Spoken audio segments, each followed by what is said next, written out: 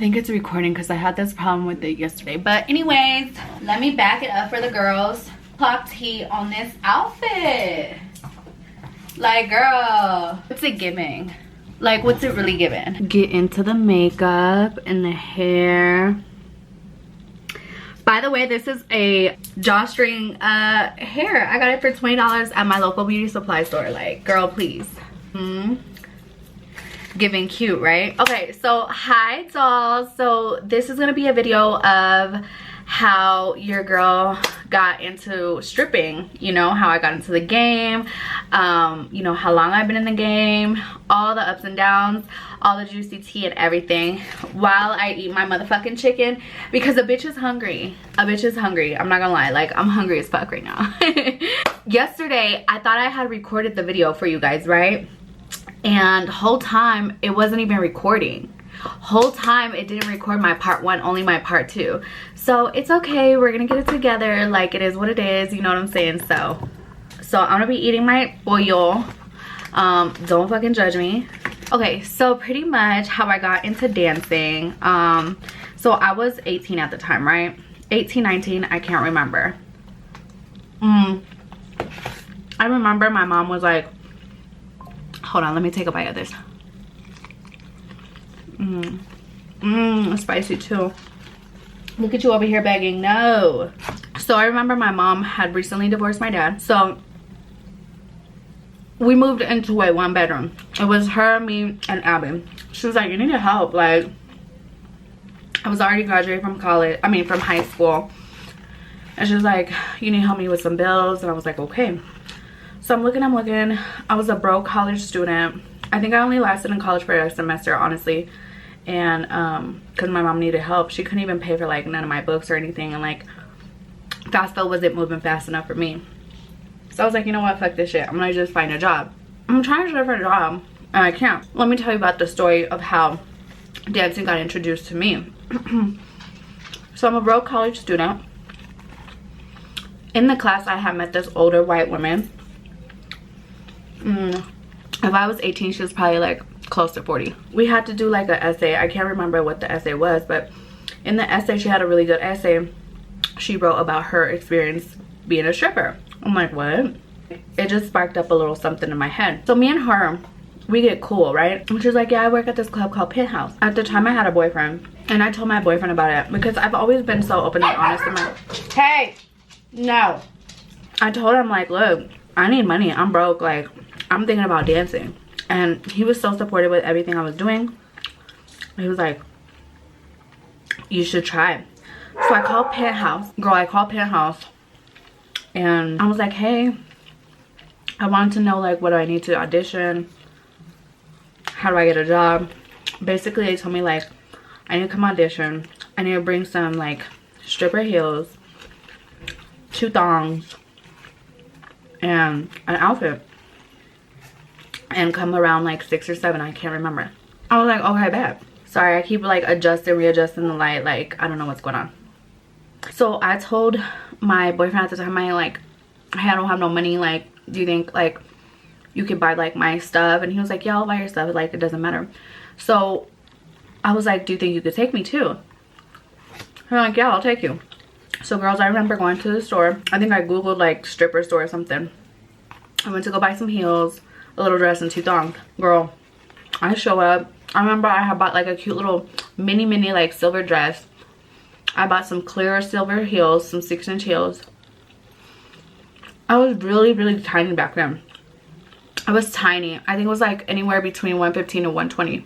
Still had a really cute shape, really cute body. And so I remember going up there. I'm like, okay. And I came here to audition. They're like, okay, go to the back, get dressed, and we'll call your name. So I go to the back, girl, why the fuck do I see that girl? Girl, she gives me the nastiest look, like stare down, and she's like, what the are you doing here? Who the said you could be here? You need to get the fuck back home. Like, oh, just doing all this extra shit. And I'm like kind of scared. I'm like, you know, all her friends are like, girl, you need to chill out, you need to chill out. She was like, no, like I can't believe she's like here, And like whole time they're kind of confused because they don't know who I am. And so when I get dressed, I'm like, whatever. I was always the type of girl like, girl, I don't know you, you don't know me, like you can't tell me what to do, right? She don't know what I was going through, and at the time like my mom needed help, so whatever. I just chucked it. I just ignored that. I put my stuff on. And so the house mom there was like, okay, go to the DJ, tell me you're ready. So I go to the DJ and he was like, oh, what are you gonna go by? Girl, I don't know what the fuck. I didn't even think about like a name or anything. Something just popped in my head, and Demi. So I was like, oh, I'm going by Demi. Because I always thought like something short and cute and sweet, something that people could remember. I'm going by Demi. Right here. We're gonna do 3 songs. By the second song, you need to be naked. That was just like a topless bar. Topless strip club. You couldn't really be naked, but he was like, by the second song, you need to have your top off. So I'm nervous. My heart is pumping, girl. I'm shitting bricks. I'm like, oh my god, what if I fall? Like, what the fuck? It was dark and down. I'm scared. I'm like kind of getting psyched out. I'm like, oh my god. So he calls me on stage, babe, and I remember some guy was sitting down. He had like $5 in his hand. And I'm just moving really slow. Like, I'm really kind of stiff. I'm really moving so slow. Like, I'm nervous as fuck. I don't know what the fuck I'm doing in there. So then the girl comes from, like, out the blue. And she was like, you wanna be a fucking stripper? Okay, ho, like, I'm gonna teach you how to fucking be a stripper. So she gets on my stage and she's like, you need to do this, follow me, watch this. So she's all in the guy's face, like rubbing her titties on him. She's doing all these crazy tricks with her legs. Like, she was like, you need to touch your pussy. Like, she was just telling me all kinds of shit. Like, at this time I knew like she was on something, or she was really, really drunk. Every state is different. When you get hired, you have to audition, or they just tell you yes or no. In Colorado, you always have to do an audition. You have to bring your social security and your driver's license, and then you have to sign the contract. But let me tell you, I was a baby stripper. I had no idea what the fuck I was getting myself into. I had no game, absolutely no game. I wouldn't really be making much. Like, I would probably be making like $200 to $300 like a night, if that. Like, I had no game whatsoever. I remember I would sit down in the same corner and I would watch. I would watch girls, but specifically there was this one girl that I would watch a lot. She was like, they were all older than me. I was like really a baby. She would clean up the motherfucking floor. Like, she was really that bitch. Like, she would get so many dances. So in Colorado, like, the dances normally range from $40 to $50. I remember here it was like $40 to $50. Or you could do a private suite. And I was working with a lot of white people. I would just watch her because she would sit on their lap. She would whisper something in their ear. And she would take them upstairs to go do a lap dance. That's normally how you make your money, is through lap dances. Or if you have regulars, through a suite. They could rent out the suite for like an hour, 2 hours. And depending how much you charge per hour, you could just sit there, chill with them, drink, talk. And we had food at the time, so eat, whatever. Order champagne, whatever. I would kind of like walk by her and like try to figure out what she was saying, but it was always in their ear. Okay, so I had stopped dancing, right? I had stopped dancing because it wasn't really working for me. I wasn't really making that much money. I have got a regular 9-to-5 job. This regular 9-to-5 job is where I met my fiance. I met my fiance. I started working at Lancome in Dillard's, and I started to go to cosmetology school. And so I would go to work, and then from work I would go to cosmetology school. I did end up moving in with him. He was like 11 years older than me, and he was taking care of me. Like, the part-time job was really just fuck around money. Like, he would literally buy me everything I needed. Like, he'll give me like an allowance, I guess, if you will. Like, every week, like, he'd give me like $300-400. He'd be like, oh, here's for your lunch money for school or work, whatever. Like, I used to work at a roofing company, and that roofing company, that was his, and that's how we met. So I ended up like stopped working there because we got in a serious relationship, and I didn't want it to be weird in the office. So I ended up getting that makeup job, that Lancome counter at Dillard's. I graduated cosmetology school barely because me and this guy had so many issues. He was very jealous. And I experienced a lot of domestic violence with him. Last time he hit me, I ended up going to the hospital. It was so bad that the state actually pressed charges on him. So we were going through a lot of legal issues. Now, like I told you guys before, I was already really tiny, 115, 120. When I got with him, I was so depressed that I started to eat a lot. So I started to gain so much weight. I think I went from 120 to like 150. When we were going through all this legal stuff and like the separation and everything, I wasn't eating. I was barely going to school. That's why I said I barely graduated cosmetology school. And I was drinking every day. To the point where I lost so much weight. I think when I weighed myself, I was like 95 to 97 pounds. That's how like traumatized and like hurt I was, because when we separated, he ended up having a baby on me the month after we separated with some girl that worked for him at his dispensary, because he ended up opening dispensaries and stuff here in Colorado because weed is legal. So I was very, very, very, very hurt. So I remember one of my cousins, I won't mention her name for privacy, she had introduced me to her friend. We were all at my grandma's drinking, and she was like, hey girl, like I heard you were dancing, are you still dancing? I was like, no girl, I just graduated cosmetology school, I got this job. Because I did get hired at the salon, but I wasn't making fucking money, girl, and I really didn't care. I was like super depressed. And she was like, girl, you should come work, we work at Centerfolds. And I was like, really? And she was like, yeah. And so me and her, we ended up hitting it off really, really good. Like, she was funny, she was pretty, like, I loved everything about her. Like, she was like, girl, you would make so much money, like, come and try it again. I already danced before. I'm like, I'm hurt as fuck, like, fuck it, what do I gotta lose? Girl, I go there, I audition, skinny as fuck, and they hired me. I remember that night, because I was drinking a lot. I was drinking so much. I remember I used to go to the liquor store before I would go into work. I would buy like a pint of Hennessy. That's what I would drink. I would buy a pint of Hennessy and I would drink that whole night. I remember that night I made $600. I was like, fuck this. I'm not going back to the salon. I left my things there. I had bought like really expensive like clippers and everything. I left all my shit there. I was like, I don't give a fuck. Girl, the rest is history. I remember that like for 8 months I had a good run. Like I was making buku money. Like I'm talking about 2-3 racks a night. And I was just drinking and I was taking my pain away from like my relationship, and I was like trying to get to the bag. I'm like, fuck this, I'm gonna get to the bag. I'm gonna use my pain to get to the bag. I ended up getting my first round, right? I was like, I want a BBL. I want to step my game up. This was when, in like 2016, when BBLs were, you knew about them but not really. I did my research and I went to Colombia, came back, and they were like, no, your thighs are too big. Because in Denver, babe, they like really thin, like skinny girls. So I came back, I was all curvy, I was all thick. I was like, what? So I was like, oh my god, this can't be true. Like, what am I gonna do? During the midst of all this, like, you know, those 8 months I had to run, me and my friend, my cousin's friend that became my best friend, she was like in her like music career. Like she was heavy in her music career, and she was like, hey, do you want to go to Atlanta with me? She was like, I know this producer, blah blah blah, like let's go to Atlanta. I was like, okay, fuck it. Like, girl, I'm balling, like I'm having money, like I've never really traveled, like fuck it, let's do it, right? Girl, so we fly to Atlanta. This producer taking us everywhere, girl. I remember when we went to Compound, then he took us to the strip club, he took us to Follies.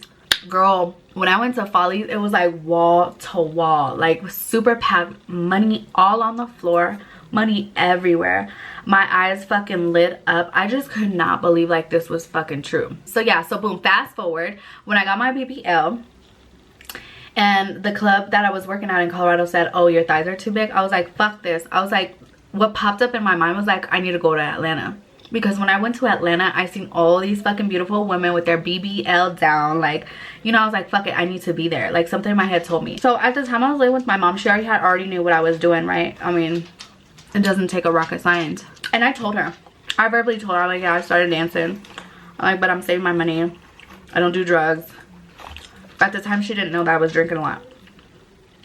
So anyways, I told her, I was like, Mom, I think I'm gonna go to Atlanta. Like, they told me like my thighs were too big. I was like, I think I'm gonna try it out here. And she's always been very supportive of that. Like, my mom's always been very, very supportive.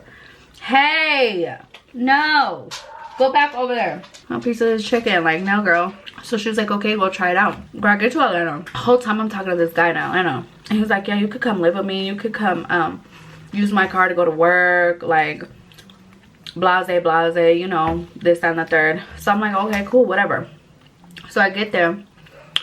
I remember I only brought like a suitcase because I didn't know what the fuck was gonna go on. I remember calling Follies and they were like, no, we're not hiring right now, and hung up. Click. I was like, what?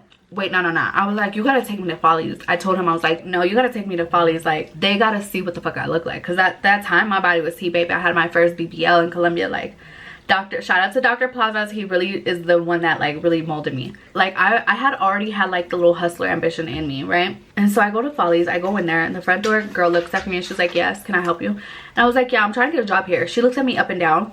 And she was like, okay, here you go. She hands me a packet. So in Atlanta, it's like really like visual. Like, you'll go into a place, they'll see if they like you, they'll see if they like your shape, whatever, and they'll either say yes or no. So they were like, okay. She was like, okay, fill this out. Depending on like what county you're in, it varies. You need to go to the police department and get your permit. So in Atlanta, all you need to dance is your permit. I mean, but of course you need to go in, and then if they like you, they'll give you the packet. It'll show you like the directions of like the police department, everything, because you need to get your permit. So in that permit, you need to bring a valid driver's license, and they're gonna do a background check because you can't have no prostitution or any crazy charges like that. So I'm like, bet. So I fill out my packet, and the next morning I go to the police department, I grab my permit. Girl, I had already had my little dance heels, whatever, my little outfits, whatever. Girl, I go in there and the rest is history. Like, Follies was really what made me.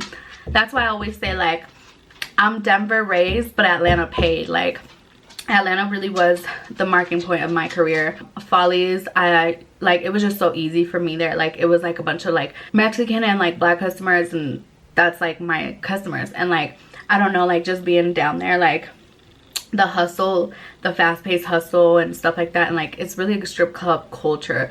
So like, I ended up staying there. Like, I told my mom, like, it's going really good for me. I ended up getting my little Skyrise. Yup, I got my own Skyrise. I got my little Mercedes Benz. And then Follies closed, and that's when I went to Allure. And this was like during pandemic days. Girl, I ran up a motherfucking bag in Allure. Shout out to Allure. I miss that club so much. I ran a nasty bag up in that bitch. I'm talking about, like, I would make like 8-9 grand sometimes. Like, it was not like a bad like a whatever night was 3 grand. During that whole year, like the pandemic, I would make so much money there. So during that midst of all that, I was hanging around with like a bunch of like girls that were like not really my friends, right? Drinking a lot again, gaining weight, heavy on my depression. And by this time I was already like 7 years in Atlanta. I was kind of over it, right? So my best friend at the time, she was living in Dallas, and she was like, girl, you need to come to Dallas, you'll make a lot of money here, I think you'll like it. So I was like, okay, fuck it, I'm gonna go to Dallas. So I went to Dallas. I worked at Ecstasy. I fucking hated it. The girls there are fucking mean, and you have to work hard. But like, as far as like going out and stuff like that, it's where it's at. But dancing, anyways, so that's how I ended up talking to El Cacas, because he was incarcerated the whole time that I was in Texas. He was like, you need to come back to Atlanta, we need to get a house. And como up and then I did, because I was in love. I'm stupid when I'm in love, I be fucking stupid. Anyway, so I moved back to Atlanta, and so now I'm back in Atlanta living with Cacas, and I started working at this club called Strokers, which shout out to Strokers. I'm still there. I love that club. It kind of reminds me of like Follies, like, you know, that kind of vibe. But yeah, I'm currently there. So that's literally how everything's transpired. So now I came to the summer to be over here with my mom in Colorado and stuff, and I did start working at the clubs here. But girl, strip clubs here are like night and day compared to Atlanta. Like, here they have they kind of like really thin girls, babe, and I'm not that. I'm like really thick, like you guys see me. I think I'm like 3 BBLs in. So yeah, I don't think I have like that body shape. Anyway, so they did give me a job here, but I ended up getting suspended for a whole month, and so that's how I went to go to Arizona because it's right by Colorado, and it was cute. It was so hot, you know, it's so hot, but nothing's like Atlanta, babes. Like nothing's like Atlanta. So I'm gonna do my fall and winter over there. Timeline of my dancing career: I was 19. I was working at Penthouse. I only lasted for like 4 or 5 months, if that. Then I got a regular job and got engaged and was living with him. Then I started back dancing at Centerfolds. I only lasted there for 8 months. And they said, oh, your butt's too big. And so then I went to Atlanta at Follies. I did at Follies for like maybe a year and a half. A year and a half or 2. And then I went to Allure. Ran it up in Allure for maybe like 8 months too. 8 months to a year. Went to Texas, only lasted in Texas like 7 months. And I wasn't really dancing in Texas. I had already so much money put up. I wasn't really dancing in Texas. But if I was probably like dancing at like Pandora's. You know, it was like a little like a low-key little strip club. I was only there maybe like 3 months, maybe. Yeah, I wasn't really working when I was in Texas. So now back in Atlanta, I was working at Strokers for a year. Then I came over here, danced at Rick's for like maybe 3 months. And so now I'm here, and now I'm about to be back in Atlanta. So yeah, babe, I've just been back and bouncing back and forth. Wherever God leads me, I'm just like whatever. But I do have an end game. So for the girls watching this and stuff like that, I just feel like if you have a hustler's heart, but you know that it's bigger than dancing, if you have a stepping stone, like, because I initially I was hurt from the engagement, and I was just trying to make money, right? And I was hurt from like the breakup of like living with someone, and like he had a baby on me. Then we had like court cases, DV charges, all of that. So it was a lot going on mentally for me, right? But I would say to the girls, I'm not trying to glorify this. This is just my story in my life, and I just want you guys, like, if I could do it all over again, I would have sticked it out with college. I would have sticked it out. Even if I was dancing, I would have still went to college, and like however long even if I did like a class, one class, it wouldn't have mattered. Like, I would have still wanted to do like continued with my education, because you could get stuck in this lifestyle because the money, you're gonna make a bunch of money. If you're a hustler, you're gonna make a bunch of money, or you're gonna like fuck everything else. Like, you're not gonna be worried about the future. You're like, fuck this, I make money, like this is what I do, whatever. And it gets to your head. And if you're not a smart girl, and if you don't have a backup plan, or you're not saving for your plan, not a backup plan, but you're not saving for your actual plan, like what your goal is, you're gonna be stuck in this game for a long time, because it's that toxic, and it like reels you in with the fast money. So if I could do it again, would I have done it? Maybe, but just for like to fuck around. I think I would have put my focus more on different things that I wanted to do. But it is what it is. This is my journey. This is probably how God intended it, and I'm not worried about it. Now I know that I have a plan. That was my story. So I just want to make sure, like, I'm not glorifying anything, girls. Like, this is just my story. Please stay in school, or like if you do want to do it, still continue to like, like still prioritize your education. Still prioritize, okay, like after dancing, what's the goal? Like, okay, I want to dance 2-3 years, and I'm gonna save my money. Save all your money, because these shoes, cars, and all of that bullshit, that doesn't mean shit, babe. Unless you have a guy like giving you all that shit, okay, cool. But save your motherfucking money, babe. Invest in some property, invest in a business, invest in like yourself.